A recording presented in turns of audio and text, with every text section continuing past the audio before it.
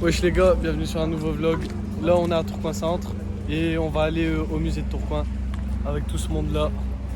On se retrouve après du coup.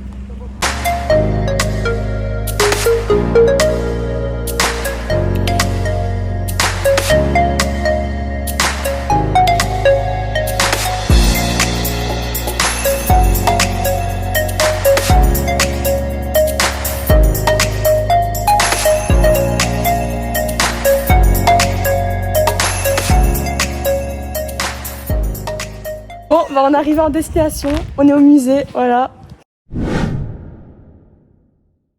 Merci d'être venu me rendre visite. Donc nous on est une association d'anciens salariés du textile. Et plus particulièrement l'usine où on travaillait s'appelait le Peignage Latossé. Donc c'était une usine qui était à Tourcoing, dans le quartier de l'Union exactement. Cette production, cette laine brute, puisqu'elle est à brute, ils allaient la chercher dans les ports de Zeebrugge, d'Anvers, Calais, etc. Après, c'était acheminé chez nous. Et là, vous voyez le résultat de la laine quand elle venait chez nous. Vous voyez, ça s'appelle une balle de laine. Ça venait, comment dire, c'était emballé dans de la toile comme ça. Vous le touchez, hein. Vous voyez que c'est un petit peu gras. Et ça, après, je vous expliquerai pourquoi c'est gras comme ça. Voilà. Ce gras de mouton, vous touchez, quand vous le touchez, ce gras-là, ça s'appelle la suintine. Qui permettait au mouton, quand il pleuvait, donc la pluie, elle glissait sur la peau du mouton. Des tapis. Donc elle était acheminée, elle était triée. Elle était, bon, quand on recevait des balles comme ça, c'était franchement compressé à mort. Et surtout en hiver, c'était du béton. Donc il y avait des machines qui s'appelaient des batteurs. Donc des batteurs qui battaient la laine. Des machines qui faisaient à peu près 2,50 m de large sur à peu près, je sais pas moi, 4 mètres de longueur. Donc la laine, elle passait dans les tapis. Et à travers un peigne qui peignait la laine, qui ouvrait la laine. Et après, ça tombait au lavage. Alors, c'était Plater Waterloo. Je travaillais à la filature similaire. D'accord. Du côté de la place de Waterloo. Alors, qu'est-ce que t'en penses? Bah franchement, c'est bien.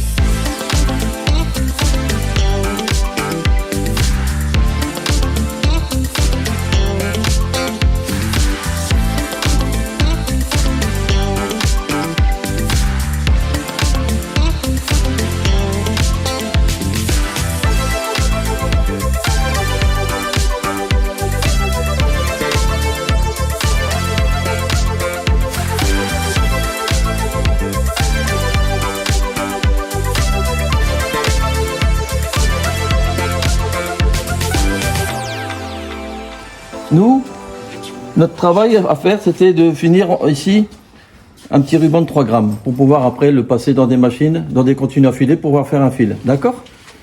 On fabriquait des petites bouclettes. Tout dépendait de ce que le client il voulait, hein. Des bouclettes, des grosses bouclettes, des petites bouclettes. Et là, la finalité, c'était ça. Voilà. Vous voyez? Des petites bouclettes comme ça. Et après, on faisait des fils, des pulls et tout ça, ou de la chaussette. On faisait ça. D'accord? Dès lors qu'on a vidé la bobine ici, on est à 40 000 mètres. C'est-à-dire que quand le bobine sera fini, on est à 40 km. D'accord? C'est-à-dire qu'elle va se retrouver à 40 km. Et là, il n'y aura plus de fil. C'est ça le numéro métrique. C'est un truc de fou, non?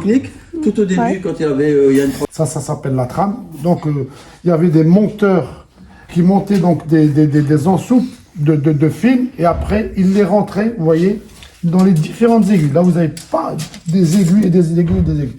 Donc, ils rentraient dedans.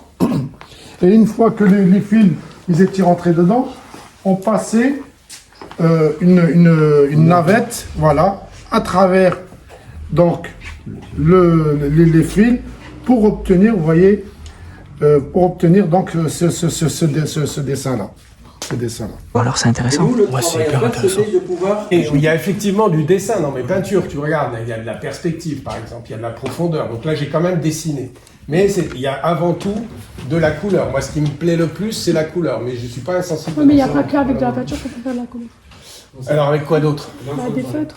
Ouais, on peut dire. Alors d'ailleurs moi c'est de la technique mixte, je travaille avec de la peinture acrylique plus des Posca, je sais pas si vous connaissez. Ouais. Voilà, vous les utilisez, les Posca, des crayons, des feutres, etc. Ouais. Ouais. Bon, et alors c'est quoi une peinture? Ça permet quoi? Est-ce que vous aimez la D'exposer peinture? son art. Alors d'exposer, ça Donc, permet d'exposer. t'as Alors, deux mots quel est comme ça. l'intérêt d'exposer? Comment? Quel est l'intérêt d'exposer? Bah, sûrement d'être connu, comme Picasso, il fait des choses Ah, et bon, c'est pas forcément la priorité. Moi, je fais pas ça pour être connu. Après, si je suis connu ou apprécié, c'est un bonus, c'est bien. Mais au départ, je le fais pas pour ça. Alors pourquoi est-ce que je le fais? C'est pour parler Bah, de quelque pour chose. exprimer vos Exactement. émotions. Voilà, exactement. Pour parler de quelque chose, pour exprimer nos émotions. Ouais, Genre, c'est tout à fait je sais ça. pas, D'ailleurs, une peinture, donc, est-ce que c'est forcément quelque chose de beau? Est-ce que c'est forcément beau? Non, c'est moche des fois. Non, des fois c'est beau. Non, mais c'est vrai, il a raison. Non, mais dans l'esprit des gens, une peinture, ça doit être beau. Mais non, d'ailleurs, à 90% ou 80% du temps, c'est pas forcément beau. Il n'y a plus rien sur la table. Hein.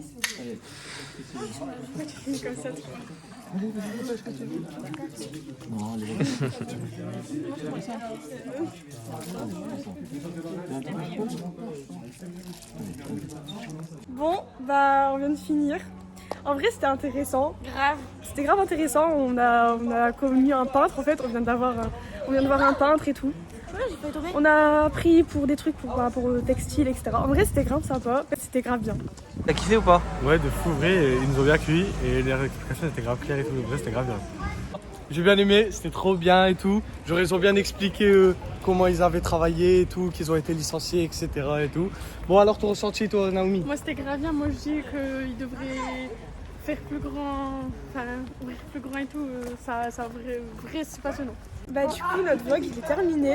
J'espère que vous avez aimé le vlog, au moins. Il était grave bien, même si c'était genre peu, il n'était pas long. Mais vrai, on s'est trop bien amusé, nous, personnellement. Grave. Donc voilà, on vous retrouve pour un nouveau vlog. Bisous!